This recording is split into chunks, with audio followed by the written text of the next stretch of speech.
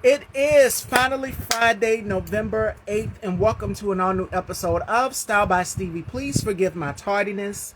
I got caught up in a phone conversation, but we are here now. So, our very special guest today, Fashion Doll, she has been on the show previously twice, and I think this is her third appearance here. And I got some good news I will share with y'all at the end of the show. But it feels so great to be back, Fashion Dolls. I feel a little bit better, still processing after the election loss. Yes, I had very, very high hopes of our girl winning. Um, but let me tell you something, you guys. It's going to get better. It's going to be rough the next few 4 years, but we're going to get through this. We're going to get through this. We're going to survive. Shout outs to my brother K-Tooks. Hi. Shout outs to my brother. Make sure you guys please go and check out the K-Tooks spot. I'm feeling a little bit better. Still a little emotional, but thank you all for checking on me, texting me, seeing how I'm feeling. I'm really taking this Kamala Harris loss hard. Like, she would have made a great candidate. But this just means that the fight continues. And I'm going to be there leading you guys with the fight as long as you guys back me up along the way, all right? So, enough of that. Deep breaths. So let's welcome our beautiful, I call her our Silkstone Barbie doll, back to the dollhouse, Elin Nordin.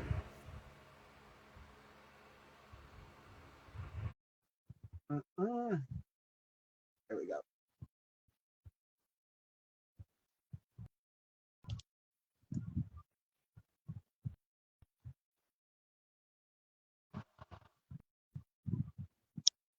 Hey, hello. It is such a pleasure to have you back. How are you, my love? It's an honor to be back. I'm doing good. How are you? I'm holding up. I'm holding up. We're trying to make it down here in the U.S. I mean, just took the Mhm. world by a shockwave, to say the least. But overall, I'm doing better. I feel so much better and better than yesterday. Yesterday, I was just kind of upset. I was sad. I was all these different emotions, but I feel a whole lot better today. So thank you all. Thank you for checking on me. Well, you look beautiful, so. Thank you. Thank you so much.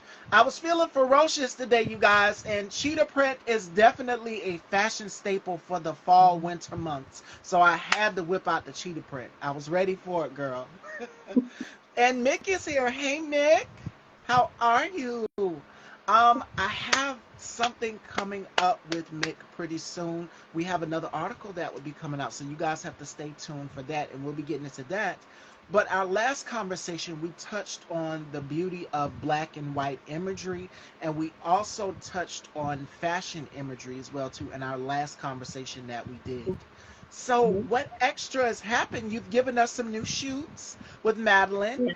and Mick, and they are gorgeous. So, tell Mhm. us, what was it like shooting with them? I know you guys had a blast. So, what was it like the last time? Well, it is our first fall shoot, so it was the first time because now we've shot every single season that Sweden has to offer. Yeah, I mean it was exciting, and it's always exciting to do new shoots and to play around and um, to have gorgeous clothes to show and also to show like the beauty of like my home country, and what it can offer. So that was awesome. Yeah. And Sweden, the visual of Sweden, and I had a friend yesterday show me a picture of the Netherlands. Mhm. It is beautiful. You guys, if you have not seen, I've never been, I would love to go. But Mhm. just the imagery alone, Madeline always, and I said this in one of our previous conversations, Madeline and Mick are like the dream team. You guys know of the show Albert and Costello, right? How, and then the Three Stooges, how everybody has their clique, the dream team that works together. Mick and Madeline bring beauty to life through their images. So I'm honored to be a part of this magazine, and then seeing you on the cover, seeing your photos, I'm like, okay, girl, we see you. We see you out here in the fall, winter. So I mean, they always deliver something great. Hmm. It's like there's beauty in art, there's beauty in motion. And this shoot right here, you gave us beauty in motion. So you're always used to it. The anticipation. What do you think will be the next shoot? What are you predicting or guessing that Mick or possibly Madeline would predict next for their shoot? Um, well, I don't know what they can predict. I mean, I'm not going to, speak for them. But I know that what I can predict for the next shoot will be very, very different. And I like, uh, you know, to play around and just have, different, like experience um, to just work, with great artists.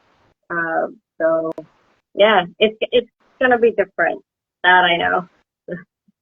And And now that we're, because Mick, she messaged me just recently and she asked me, go on ahead and get to work on the December article. And I was like, oh God, where do I brainstorm? Where do I come from? And I'm thinking Hmm. of imagery, images to use, and what the issue already is going to look like as she puts it together piece by piece by piece. Because not only is it me in the magazine Fashion Dolls, but it's other writers there as well too, Ellen included here, as well as Mike. Michael Lindo. I mean, everybody has their own niche, and as I always say, uh, Hmm. it's like a gumbo. You have all these different ingredients, all of these different mixtures of all of these cultures and just people's background, whether it may be acting, whatever it may be, whether it may be food, culinary arts. Andrea, everybody has their own lane, and Caldosha as well. So it's beautiful to see everything pieced together because life imitates art, and I say it all the time. It's important that we keep showcasing that, especially in the fashion world. And now I don't know what's going to happen when this person gets in office with the fashion industry, but I'm predicting that the fashion industry, of course, reinvents itself, always comes back on a different note as far as photography, as far as imaging in the magazines and being published, because you have to go through a printer. You have to make sure that everything comes out flawless. I read a lot of Vogue. I read a lot of Vogue magazine, a lot of Harper's Bazaar, and that's where I get some of my fashion and style ideas from. Yes, the secret is out the bag. You guys know how I stay so fashion forward and just engaged. And I watch a lot of fashion shows. I watch a lot of fashion shows and I pay attention to details. And then when I watch them shoot photos from the fashion show, I go back and I always look at the photos.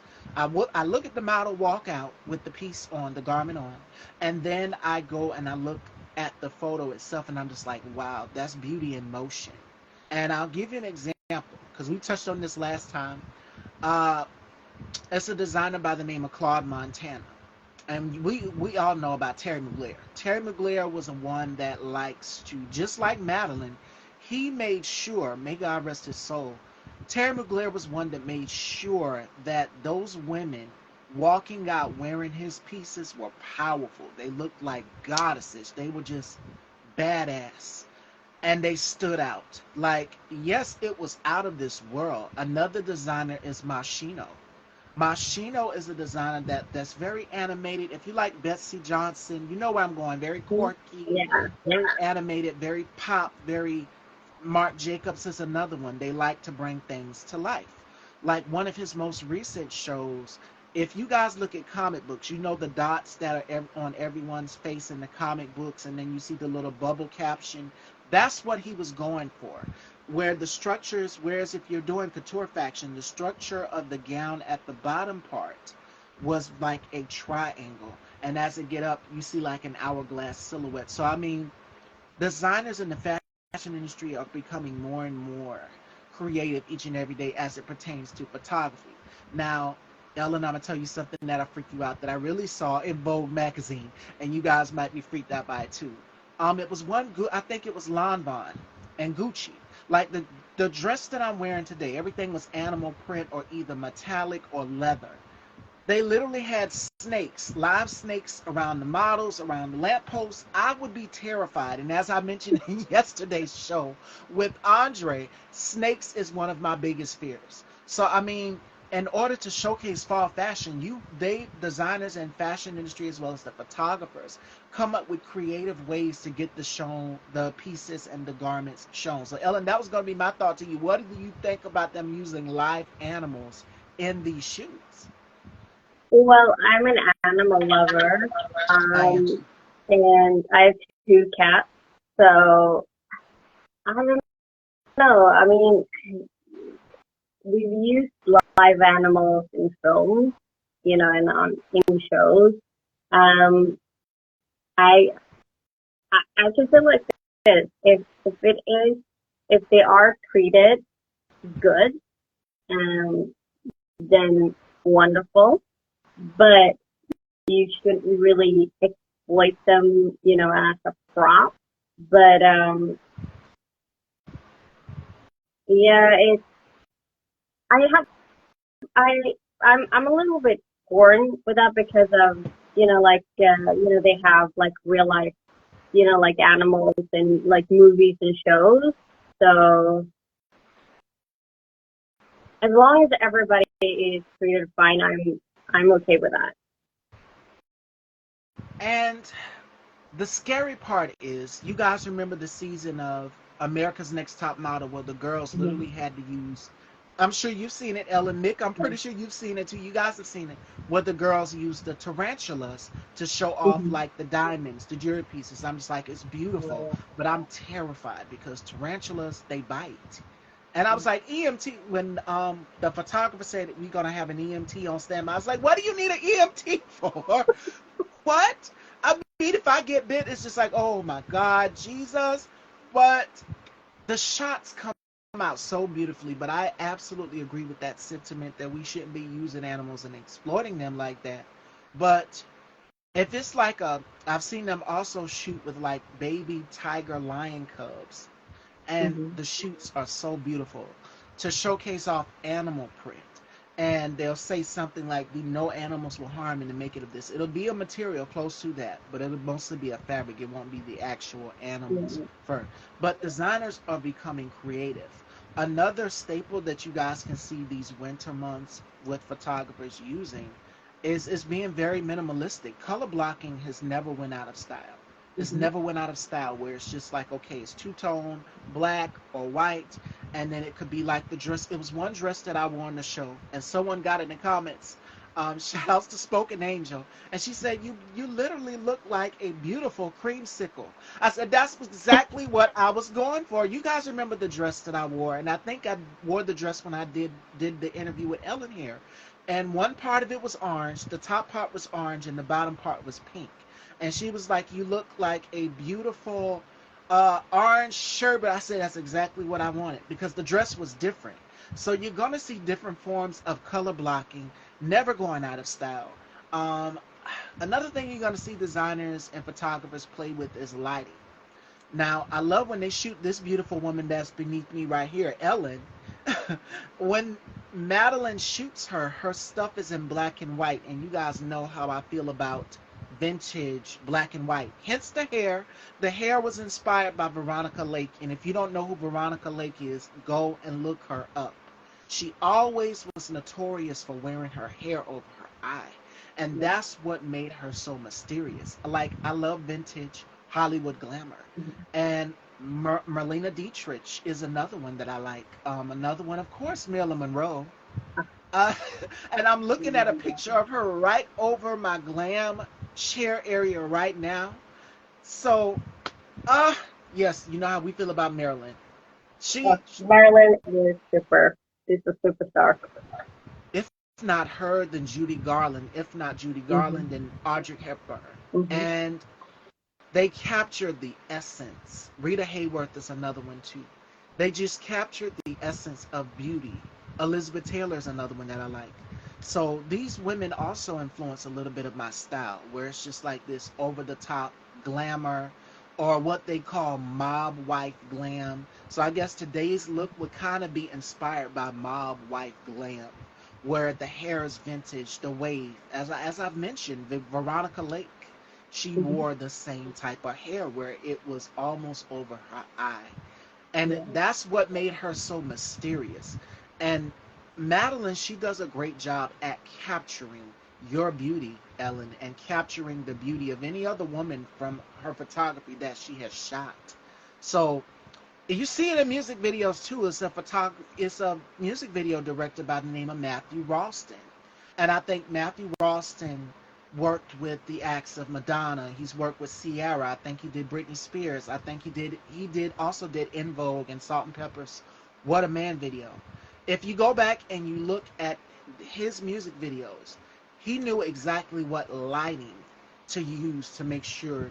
Back in the day, they would use what's called donuts, and I'm pretty sure you've seen it, Ellen, where it's like, okay, your head is in this small little box.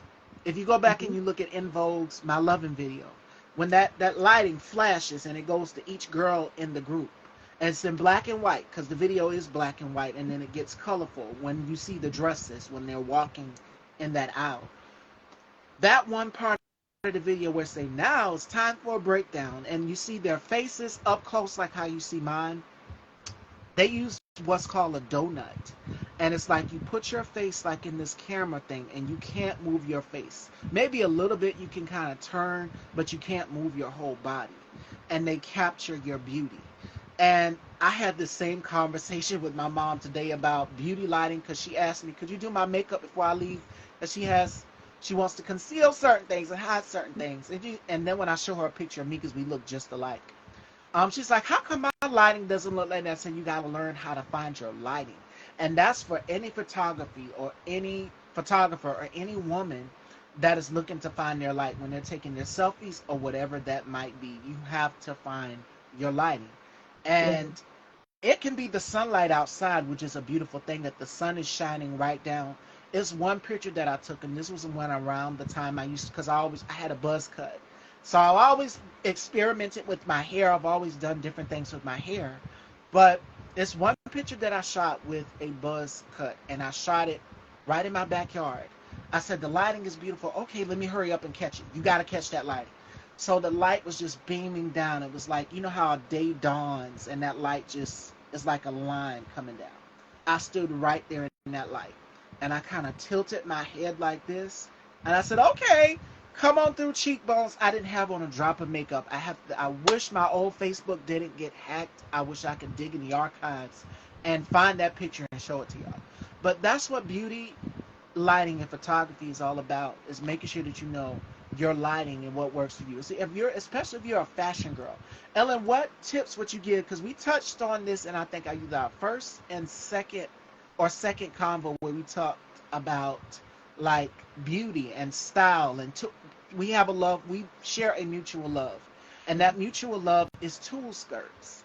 So I think if you guys watch shows like Sex in the City, and I love Sex in the City, I love Sarah Jessica Parker. I always say I'm Carrie Bradshaw because Carrie, if you go in her closet is every woman's dream.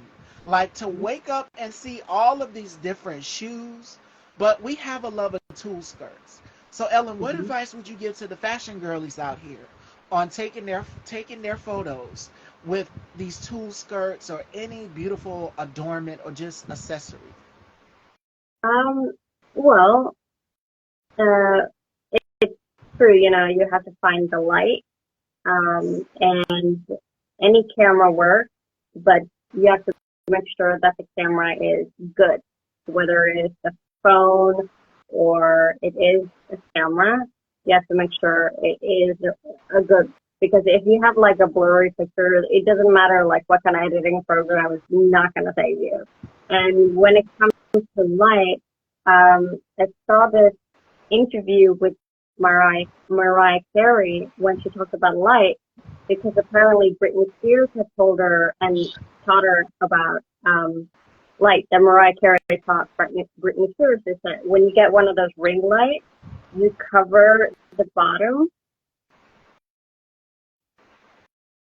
and so yeah, it's so it that's what you can do. But play around with light. because eventually, like, you're gonna find it. Like, and if you go to a studio, like, because I remember one time my there was this former agency that sent me to like a photographer to do some headshots, Yes. and it was like the headshots I got, I looked like I was a criminal who had done drugs for, like, because it was awful. The lights were horrible, and it was like I don't want to like be rude, but my another friend of mine who is a photographer, who is a filmmaker, I asked her, like, can you save these photos? She's like, okay, I need the original, because it's like I can't really do anything, with like copies. So if you get bad lighting, you can save them with editing, um, but you have to have the original. So, but it's also like you have to have, like, you have to understand, like, what is proper is like when you go in and you get a feeling that either like you're not really feeling it, you don't feel it's like good enough, or you don't feel that the photographer is right for you, then you have the right to say, like, no, I want this properly done, because like it I I'm like either paying for this, or like you send me to this, and I want to be represented good, and to play around and always go with your gut. Oh, Because yes. I should have stopped this photographer immediately. I should have said, like, listen, no, like I'm pale as a ghost. Like, it's just like, you understand that. It's, look at me. Like, it's like anyone could see it. Like, yeah.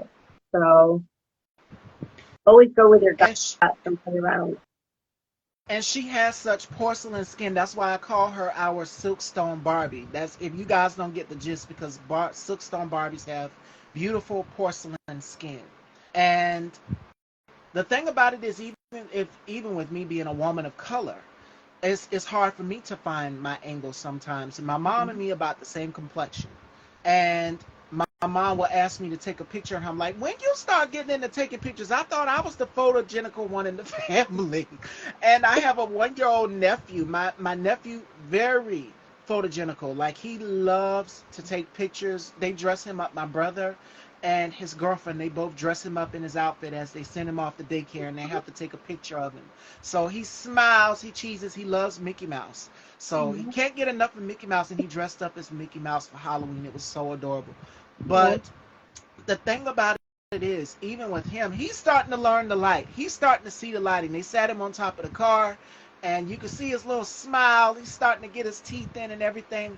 But it's all about finding that perfect lighting. And I Yeah. tell my mom all the time, because we live in a house, our house was built in the 70s. And the lighting sometimes can be tricky. So Mhm. going in the bathroom lighting, and you see how people say dirty mirror, bathroom selfies, but that lighting is on point, and you typically see it like Kendall Jenner will do it for Vogue magazine, or you'll see somebody like Jordan Woods or Janelle Monáe, and they will do it, and the lighting is just beautiful. It's ethereal. Find your angles as well too.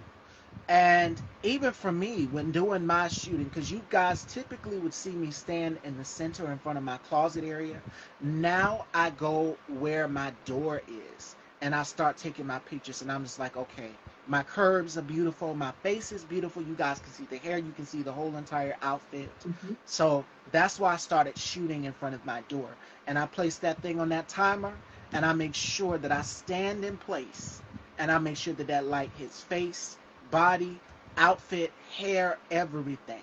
That's how you do a fashion photo shoot. Because if you go back in the day to Saint Laurent, Yves Saint Laurent, and I'm pretty sure you've seen it, Ellen, the women in the ads, they would just be like, especially for the opium perfume. You guys remember the opium perfume ads? It, the women would just be over the top, like head back, and just, they would have fun with it. And I think Cindy Crawford says something as well too. If you are trying to showcase, because typically when you pick up an issue of any fashion magazine, you see the lady on the cover and she's happy, she's joyful. They have her jump up in the air, and that designer will say, 1, 2, 3, click and you have to stay in place. Yeah. They'll have you jump up and the hair will move, everything. Or they'll put a fan there. Your makeup will run. Trust me, I know about fans. Your makeup will run, yes. But you gotta hold that pose, and of course the makeup artist will come and touch you up. It's all about hitting every single angle on Yeah. your face to make that shot come out beautiful. And if they need to go back in and retouch or whatever, they will give you the perfect shot. So that's for anybody who does beauty imaging. Hmm. Yeah. And also wait. We have to like wait a little bit a few after. So even when you hear the click, it's like, it's just like wait a little bit, like, and then just like, and now you can breathe again. It's like, because it's like, sometimes it's like, it's almost like you being tricked, that it's like, okay, now we're clicking, and then they're like either not clicking, like taking the photo, or they're waiting because like, and it's just like, just give it a few more seconds, you know, then everything will be like, you will get a beautiful shot.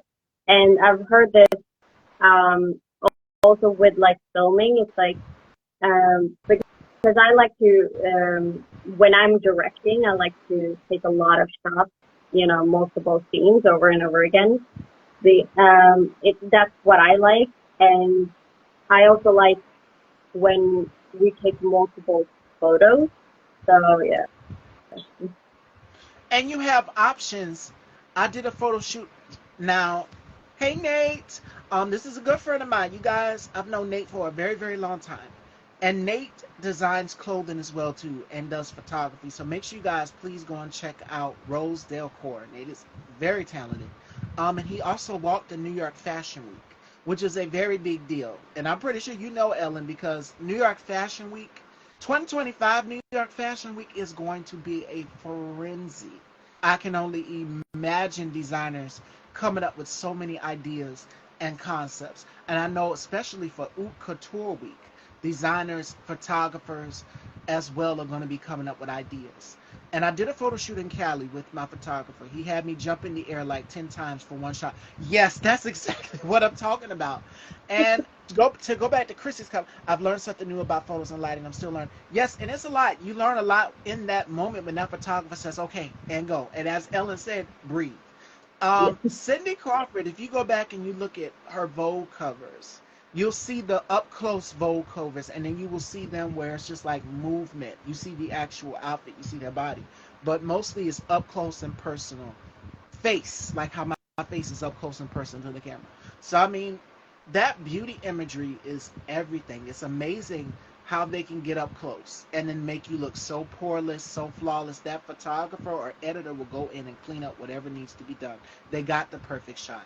So that is, Nate is not exaggerating. They actually would make you do that to get that pose. Like, okay, we need wind, we need this, we need that, we need more dust. They'll have all sorts of ideas. It's one issue of Harper's Bazaar, and you guys know which issue I'm talking about. And had Naomi Campbell, and she's literally like in fast motion. You know how when a race car just flies by? Harper's Bazaar captured that image, and it's her. She's wearing like what I'm wearing today, but her hair is pulled back in a ponytail, and a cheetah is running along beside her. I don't know how they captured that shot, but it is gorgeous. And then it's another one with Linda Evangelista. She has red hair on the cover, and she's wearing a red lip. Everything is yellow. You guys know which Vogue covers I'm talking about. If you've seen them, you've seen them. And the bumblebee on the lips. I don't know how they captured these images in Vogue, but for beauty, they will do anything to capture in that moment, as Nate just stated in the comments. I'm like, you're fearless for that one. I wouldn't put a bumblebee on my lips to advertise lipstick or anything, but it was a beautiful shot. I don't know how. When? I mean, you got to stay in place until that photographer says, okay, we got the shot. Yeah. And I've actually seen behind the scenes of how they do photo shoots, as well as here with Ellen and Mick. They give you just a glimpse. And being one of the writers, the beauty of being one of the writers for this publication is that you get to see behind the scenes before the issue even comes out. So I can't tell everything. Boss lady will get on me. Mick is here. But what she's doing is bringing a vision, a fairy tale to life. So when you get your copy of Original Magazine UK, it's literally like the coffee books that you put on your table, or in your dressing room, or on your coffee table in your living room. Like I have a few coffee books from Saint Laurent to Mugler to Claude Montana, the hardback copies. Another one is I think it's fashion illustration. It talks about fashion illustration. So I'm looking at my table now, and then some issues of Vogue. So Original Magazine UK makes great magazine issues where you can literally sit them on your coffee table. Like, they're pretty big. When Mick does it and the issue comes out, they're pretty big, bigger than your average magazine would be. So it's worth getting an issue. And Ellen Mhm. here, she's had several covers on the magazine, the publication thus far. And Madeline ceases to amaze us every time. Like, every time she does a photo shoot, it's like she brings out the beauty from not just Ellen, but other women as well too. And you see that if you go to her page and you check out some of her photography. So make sure y'all go and check out Photos by Madeline. And again, that imagery, when capturing beauty and time, it's like the essence stands still. And in these times right now, in these dark times, it's always sacred to make sure that you are surrounding yourself with beauty and beautiful things. So for me, my escape and my getaway is to be in that magazine. My dream is to be that girl right there in front of that mall, because they'll have the models shoot in so many different places and beautiful locales. Like, okay, we'll have you shoot out. If you go back and you look at Terry Mugler's ads, like the models were all the way on top of the entire Empire State Building. And it's like they're far away. It's like a little dot, like an ant. If you've seen some of Terry Mugler's ads back in the day, like in the late 80s, early 90s, very gorgeous. And they would shoot in the Sahara Desert. They would shoot in all of these different places. If you follow, because I've had the pleasure of interviewing one of Mugler's muses, Carol Miles.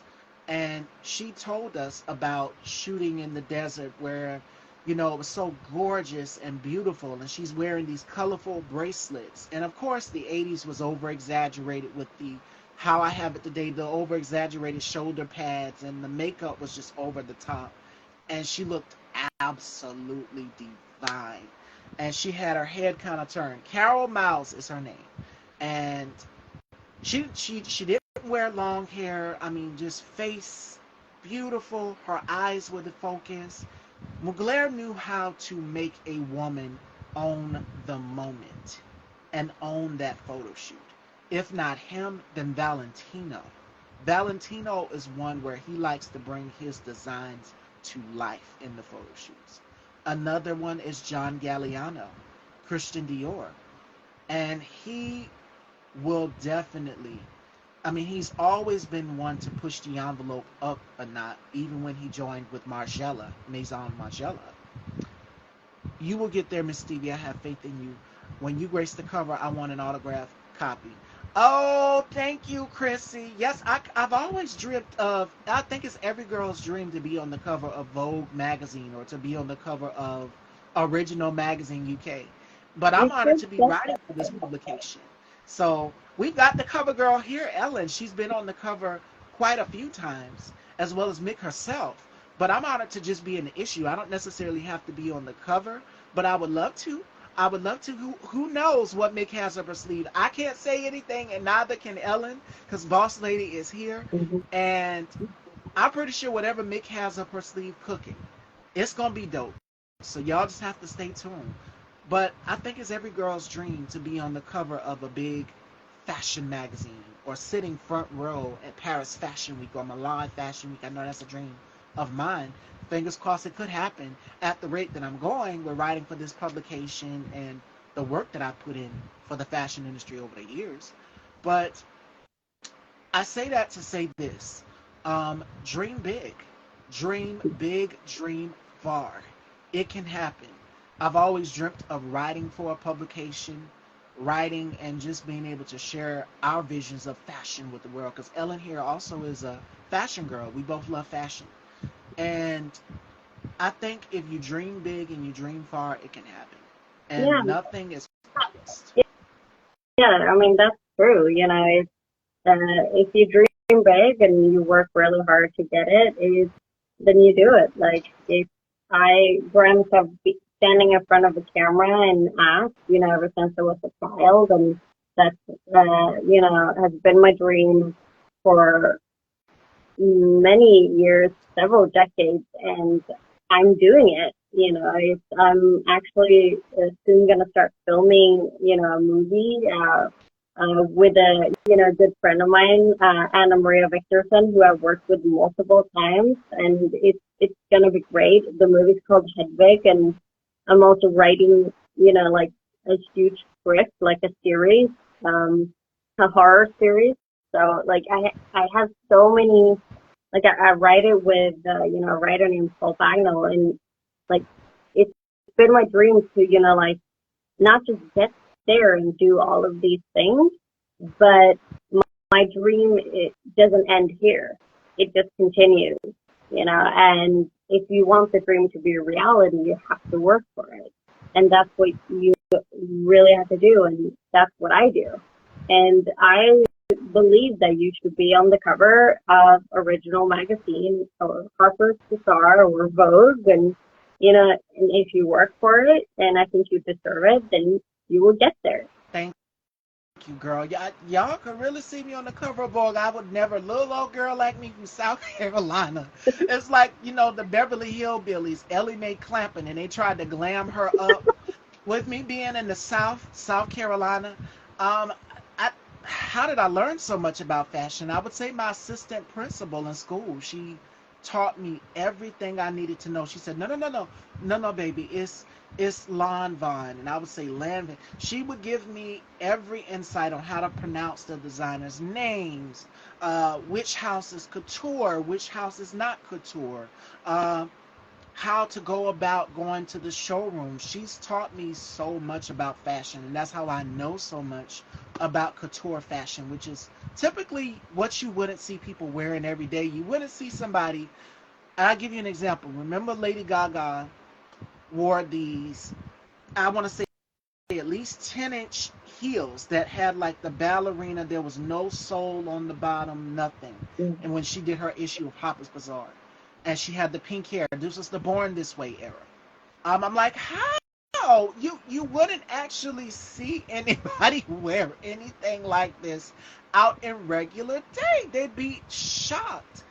I said, she's got very good balance.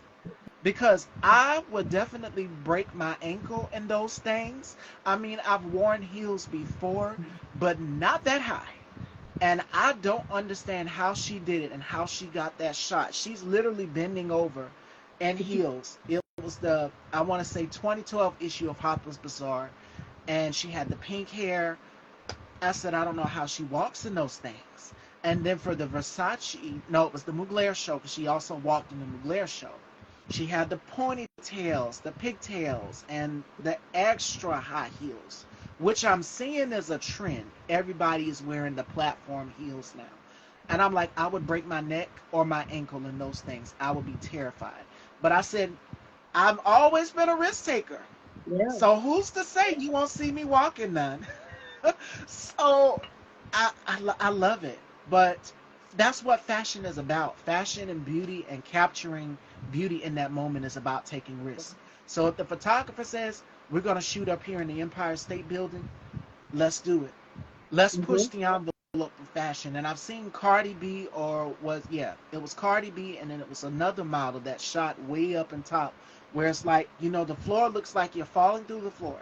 It is extremely glass. Everything is glass. And the model is laid out. And it's just like she's just, oh, it's beautiful. It's surreal. So, Mm-hmm.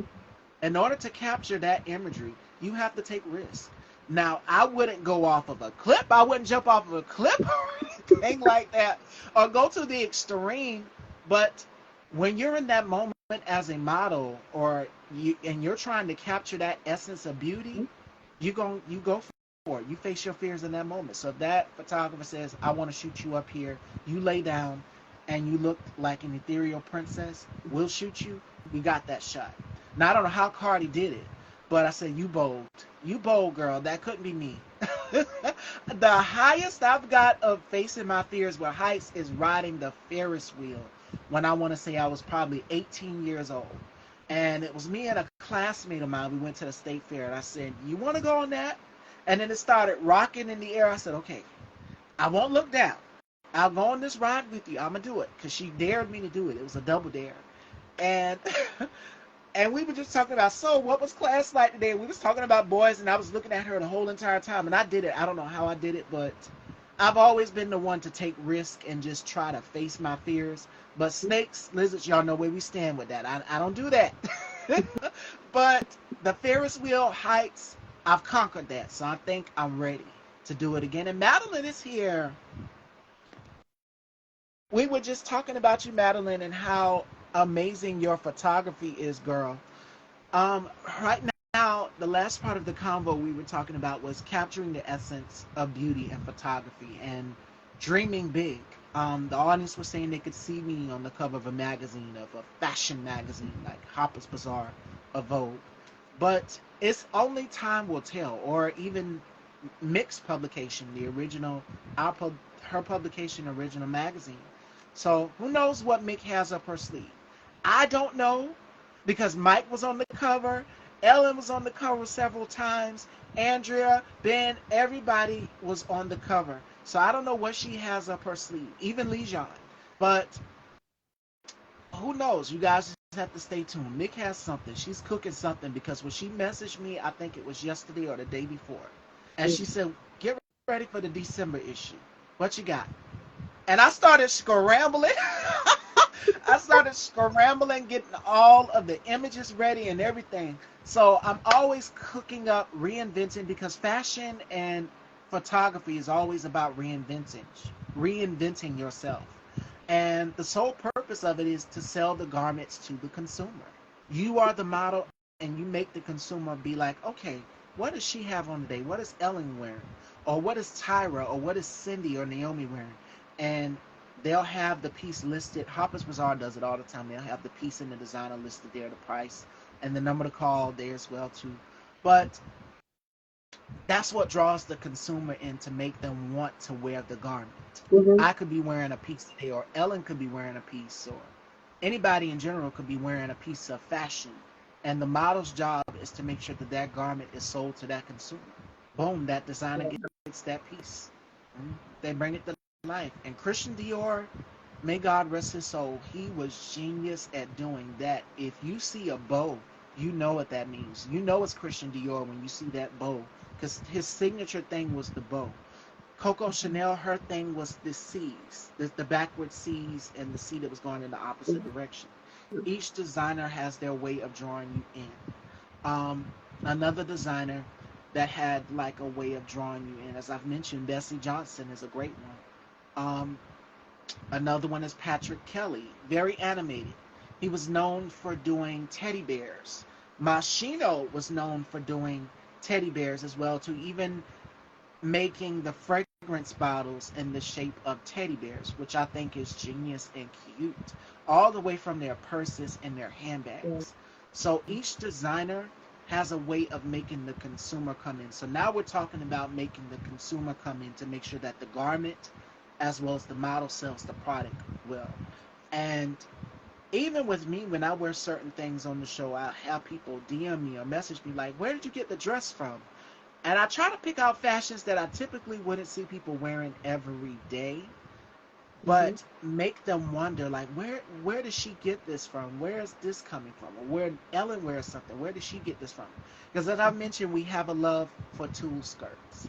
So I had to order mine, and it took me a couple of days to get mine because it came all the way from China. I'm just like, there aren't any stores down here in my city that sell tulle skirts unless you go to a children's ballerina shop, and I'm just like, okay, I'm a woman, so I can't fit into that per se, but I'd rather have my own.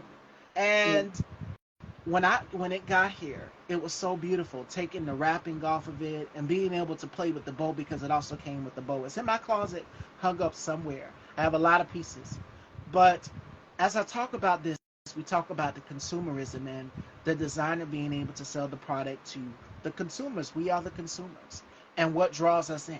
Either the smell of something, either the way something looks. And I give you an example. What you guys just seen me hold. This is a pillow.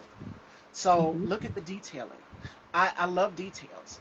Fashions is about details, and that's what draws the consumer in. So I got this from a friend of mine from a yard sale, and I said, yes, this will go perfectly. My room is blue and purple, so it's very eclectic.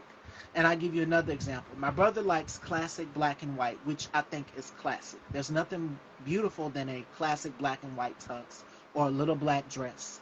Those are classic things. His whole home is black, just mostly black, and maybe a few silver pieces here or there. So it's all about the details. For me, I'm a little bit eclectic. I'm wild. I'm the wild crazy one. I like to experiment with different prints and patterns. And my mom has even gotten into the habit of color blocking. So fashion draws the eye. That's what makes the consumer want to come back and see more. I give you another example, Starbucks.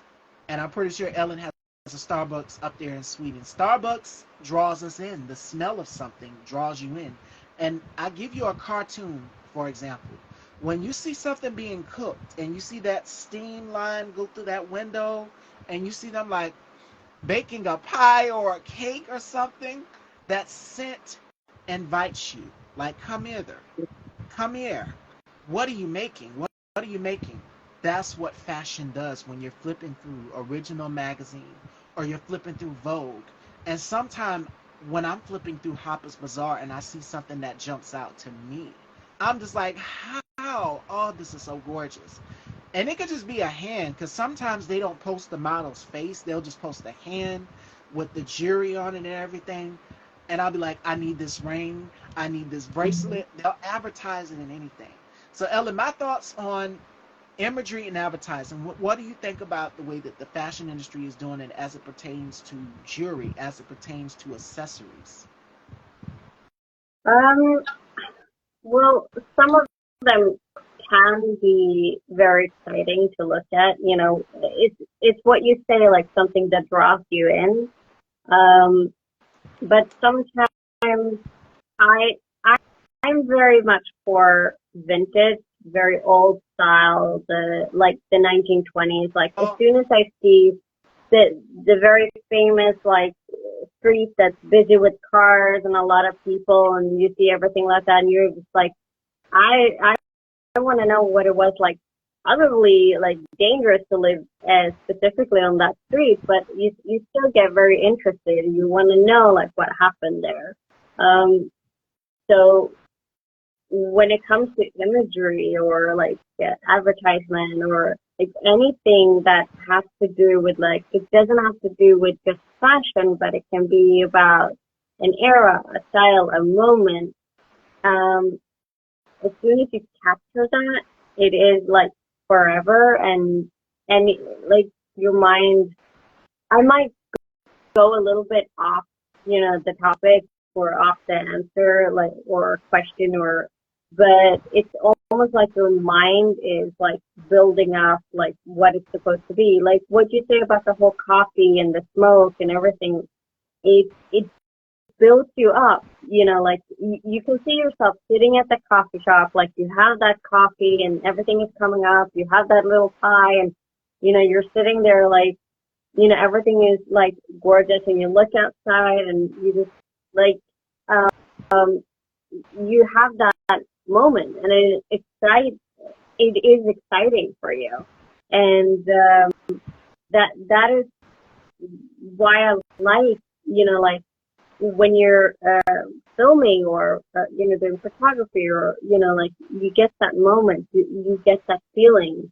um So when I look at, when I managed to locate like some really old, like short silent movies, like from like in 1910s, 1917s, and these are hard to get. Like I managed like to go yes. down a rabbit hole, and I could just, even if they don't talk, like you can't hear their voice, you have to read everything, and you can still like have that image of like what are they feeling, what are they dressing, and I mean they're gorgeous, and it's like, and in these 5 minutes or 10 minutes of these films that were extremely popular during that time, um, you have built everything up, like in your head and in your mind, and you could smell everything, you could feel everything. You become those people. And it's the same thing with clothes. So when you go past a store and you get to see those outfits, you imagine yourself like, that's me. I want to dress that. I want to look at that woman, like it goes with her purse and her high heels and her like skirt, and that is just amazing. And I mentioned before about that short film Hedwig that I'm gonna make, that I'm filming soon. I hope that when we're filming it, because it's based very like back in the day, I really hope that somebody's gonna look at that and say, "Oh, I can see myself in that, or I can imagine myself in that, scenario." And of course, we're gonna have like gorgeous clothes on, so. And it's just gorgeous. Like uh, Joanna McCormick here. This is a Mhm. perfect prime example. Beauty. And Yeah. if you go back to like Greta Garbo, as we Mhm. share a love of Marilyn Monroe, because my mom she shocked me one day. She bought me a Marilyn Monroe book, and the cover was so gorgeous. Um, my brother is not really a fan of her, so she bought us both pictures of Marilyn Monroe, Mhm. and the beauty of it is he gave it to me. So I have both of them in my room here, in my little glam room where I do my makeup. So one is near my closet area, and then the other one is up top near my glam area. It's beautiful. So I love vintage Hollywood glam. I love Marilyn. Yes, Mhm. absolutely. And her Chanel ad. I'm pretty sure you guys. Or was it the Dior? The fragrance ad where she takes the lid off the bottle, because the perfume bottles back in the day were completely different than how they are now, where it sprays. Mhm. But the old fashioned ones where you take it off and then you dab, they still make them. Yeah. But her in that advertisement where it's just like a sheet wrapped around her and then she's dabbing the perfume on, gorgeous. I can't Yeah. find it anywhere. I'm like, where is this photo? I want it on my wall so bad. But Marilyn Monroe, Greta Garbo, um, Rita Hayworth, as I've mentioned, Veronica Lake, who was synonymous for wearing her hair over her eye. And I'm just like, who is this woman? She is so gorgeous. What is the mystery about her? What is behind her hair? I mean, she would always do it like this. It would be like her hair over her eye. But photographers back in the day knew how to capture the essence of a woman and beauty. Another one is Carmen Del Ferinche. I mean, if you go back in time, it's so many. It's so many. You should look at Thelma Todd. She was a great comedian during the 1930s. Like she was gorgeous. Um, her photos were beautiful. I mean, she's a gorgeous woman. Um, Sadly, she died very young. Her death was is still a mystery. So it's like it's happily unsolved, sort of like. But you should look at her photos. Like these were just absolutely gorgeous, and it's like what you say. Like back in the day, you didn't have to have like these elaborate like shoots and the like fireworks everywhere. Like yeah, sure, they can be fun, like, but sometimes just make it glamorous, make it beautiful and simple, and it that's what I like. And it's also with the movies. I love making movies, and like I when I've spoken with Paul about our series, we've decided that we're going to make more of like what they did back in the day, and not just use computers, because we sort of want to be more like, I mean, computers can be great. Editing is great. It's fantastic with, Yes. but sometimes it's a little bit more fun, to go back, like back in the days, like to sort of, get re-inspired by like the old ways that they did photos and filming, and like how they presented it. Yes. So And yes, she sure was, Chrissy. And if you don't know who Veronica Lake is, here she is. So similar hair, similar everything. That's exactly who my hair was inspired by, because she was just mysterious. She was alluring. Another woman that I loved in that era would have to be Princess Grace. And I finally got to see a movie of her in color, because back in the day you had black and white, but seeing her in color is one scene where she wears like a light blue colored dress, or was it a white dress, and she's sitting on the chair and she goes like this, and then there's one where she's flipping through the pages of Vogue, literally in color. So beauty that is vintage. I like 1950s beauty, vintage beauty. And that's where I get a lot of my inspiration from as well too. And then you have the 80s where it's more powerful. Women were more powerful. They were bold. The dresses were shorter. The we were shoulder fast. padding was exaggerated. If you watched Dynasty, shows like Dynasty, or Dallas. Yes, Oh, that show Dallas. Yes, shows like that showcased fashion to a whole nother level, because James Bond films. If you watch James Bond films, the Bond girl was always the best style girl. If not that, then the female villainess in the film was the best styled woman in that film as well too. And one of my favorite personally is View to a Kill with Grace Jones. Mhm. And she came out as Mayday. Um, Isadine Alaya made some of her pieces gorgeous, gorgeous, because she wore the hooded like cape cloak thing, and the shoulders were exaggerated, just gorgeous. And then the other actress, Tanya, the 80s was just a frenzy for color.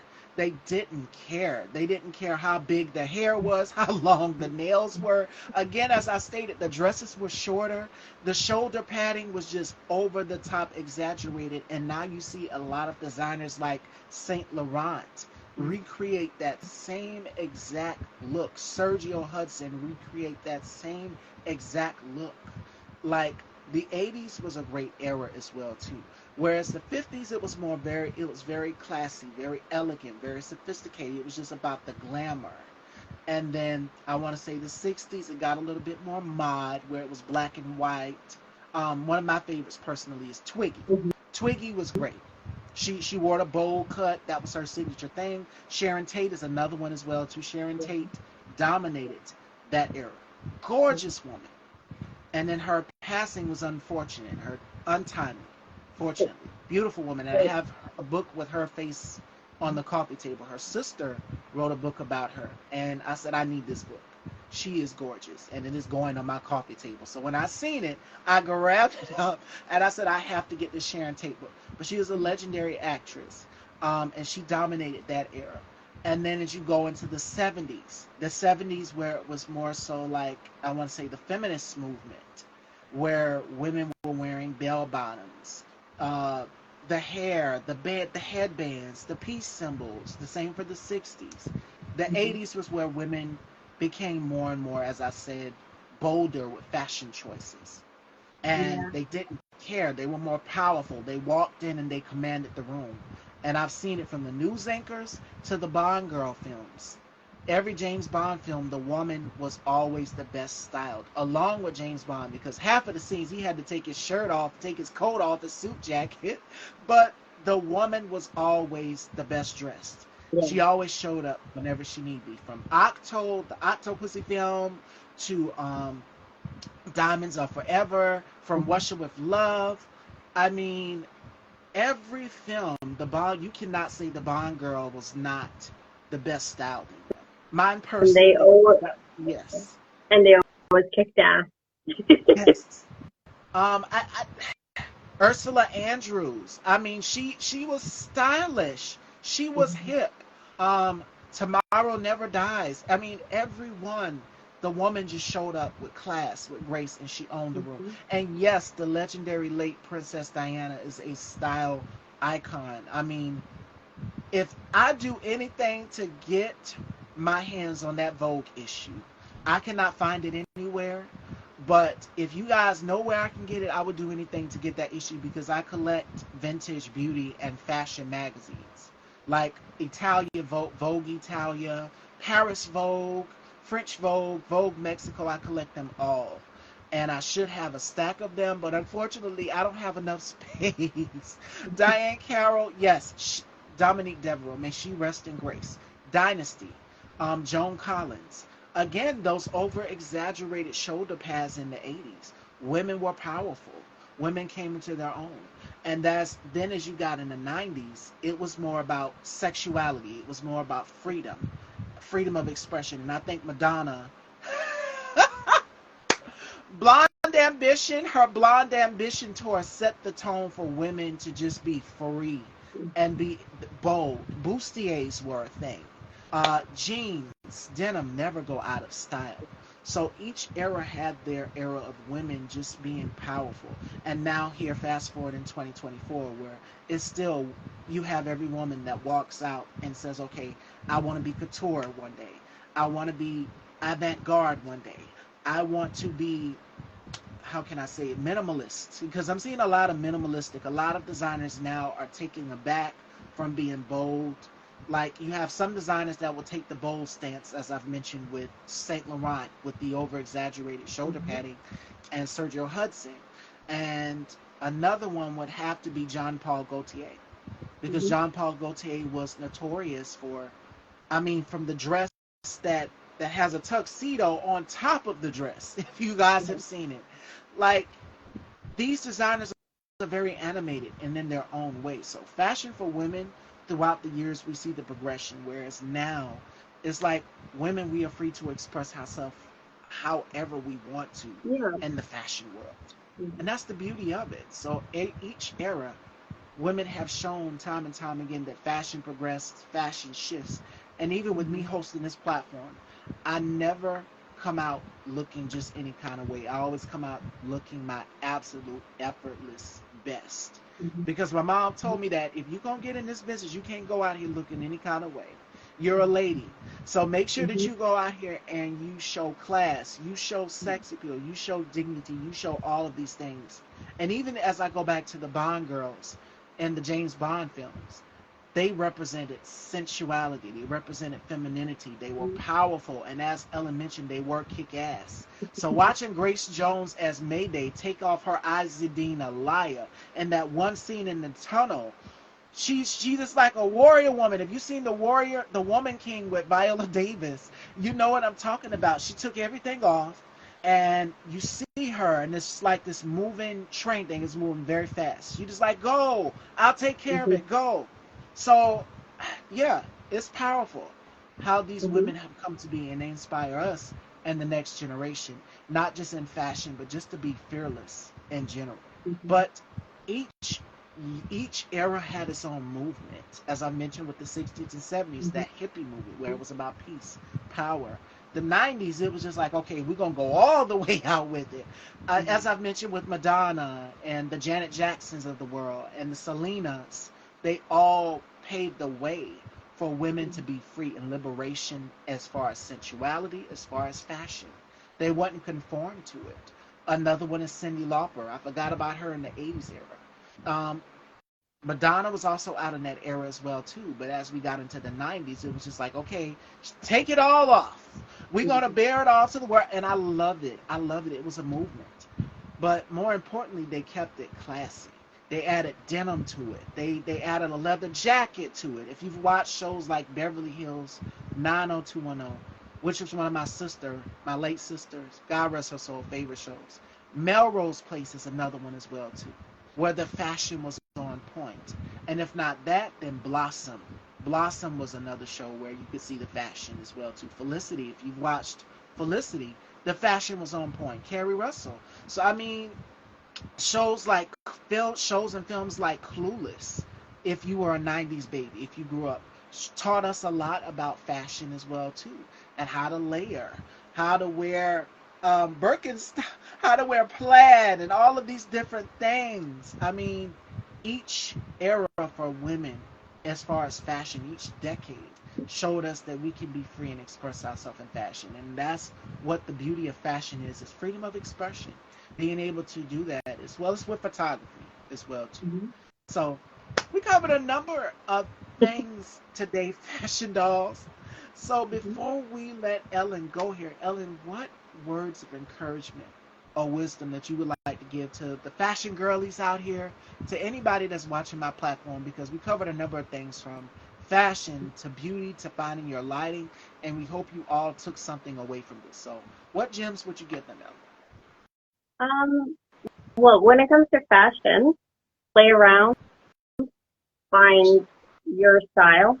Um, just because your friends are wearing jeans doesn't mean that you have to wear jeans. You know, if you like wearing skirts, then do it. But have fun with style. And when it comes to work, like we've spoken about, like dream big and make that dream a reality. Work really hard, and it is okay to sometimes break a pattern, you know, to sort of, you know, reevaluate your Yes. career and experiment, you know, and work with a bunch of people and have fun and enjoy it and, you know, be happy and love what you're doing. And um, I never do anything that you don't want to do. You know, it is okay to say no. It is okay to say like, listen, no, I don't really want to do that. You know, and it doesn't make you a horrible person.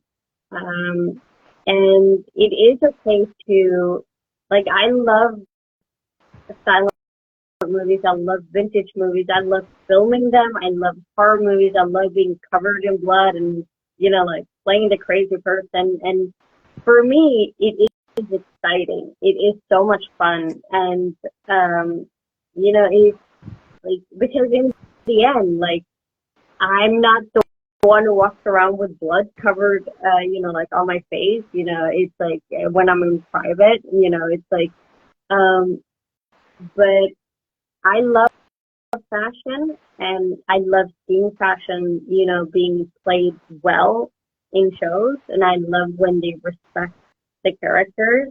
And when we were talking about different eras, um, I was thinking about something. I was thinking about the movie Scream and the two characters, We Sydney both and love Drew Tatum. Barrymore. Girl, I love Drew Barrymore. My Oh, favorite Drew Barrymore, yeah. is I Poison mean, it Ivy. yeah, Go ahead, you finish your point, but I'm gonna talk about Poison Ivy because that's one of her underrated films that people never talk about. But go ahead. yeah. No, but if you look at Scream, and especially like, you know, it's sad that we only got to see like one outfit, you know, with Drew Barrymore, but you know, her hair is iconic. Like I remember when I was a kid, like I wanted to have exactly the same hair, and I got that. Um, and but you know, even if Sydney had like a sort of like a normal like denim kind of Oh grungy yeah. style, Tatum's outfits were out of their mind. They were always like making a statement, you know, that, you know, like that sports shirt that she had, those red, you know, jeans or whatever she had, um, the clothes that she, you know, like had at the end, you know, it that is experiment. That's fun, you know. Like if you want to do it, then do it. You know, have fun. Don't because if you look at those two characters, they were best friends and they did not look like each other. You know, they were just completely opposite of each other, and that's okay. And you know, just have so much fun. And let's talk about Poison Ivy. Yes. Poison Ivy, Drew Barrymore in that film. It came out in what 1992, and hmm it stars Sarah Gilbert, and she is like this total femme fatale. So when I talk about the mob wife aesthetic, which is kind of like what's similar to how I'm dressed today, she put that role perfectly because in the beginning it's very grunge, as Ellen mentioned, where she starts off with like the combat boots, the leather jacket, the t-shirt, the shorts that had the ripped at the bottom denim. Hair was kind of messy. And then because she wanted to take the place of that Sarah Gilbert's character's mom. She wanted to take her place. Her style shifted, and the hair was more, it was more. How can I say it? It was very slick. She had it in an updo and an upsweep. The Yeah. style became more feminine because if you're a femme fatale, it's a woman who's typically deadly. She's feminine, but she's deadly. She'll wear dresses from time to time. So if you take a look at that film, she was a fashion girl in that film. If not in that film, then Charlie's Angels. Because what I Yeah. love about it is that you have three different women with three different styles. And she played the character of Dylan.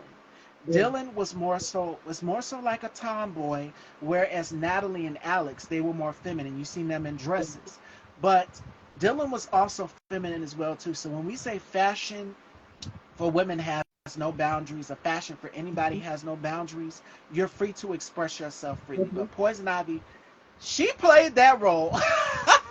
That especially the car scene. I love the dress she was wearing in the car scene where I can't give it away. You guys have to go and check it out for yourself. You got to go and check it out. It's a classic film, and it's Mhm. underrated.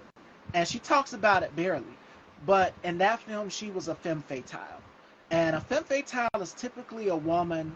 I'd say Kill Bill, Uma Thurman in Kill Mhm. Bill. That's another example of a femme fatale where we see the powerful woman who comes out on top. And Wonder Woman is a femme fatale, but I mean, she was known Jessica for her Rabbit. costume. Yes, the robe, the lips, the hair. Linda Carter was the ultimate style icon for as Wonder Woman.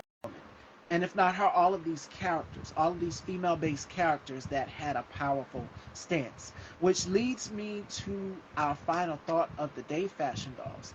And as Ellen said, you dream big. So this is about taking care of yourself and inspiring yourself. The last quote of the day comes from Elizabeth Gilbert in Eat, Pray, Love. All right, she says, we don't realize that somewhere within all of us, there does exist a supreme self, which is eternally peaceful. So remember that, fashion dolls. Be at peace within yourselves. Fashion is a way for us to express ourselves in these dark times for creators, for filmmakers, photographers. This is now your time to take advantage of that and get to work creating. Because Lord knows I will. I'm not going to stop hosting this platform. And I told you guys that I had excellent news to share with y'all at the end of this interview. Are you guys ready? Are y'all ready? Are y'all ready? All right. So let me share the good news with you. Remember, I told you guys we were on the road to 700 shows.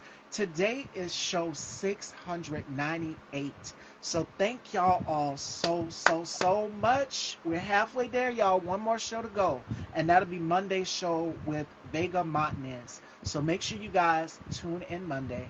But I want to leave you guys with this. Times may seem dark right now, but believe us, the best way to get you through is to find your peace, to find your happiness, because the next 4 years for all of us all over the world, it's going to be challenging, it's going to be difficult, but we're going to get through this together. And I'm going to keep using my platform to bring you joy, to bring you information as much as I can. And most importantly, I'm going to do it stylishly. Style by Stevie, of course.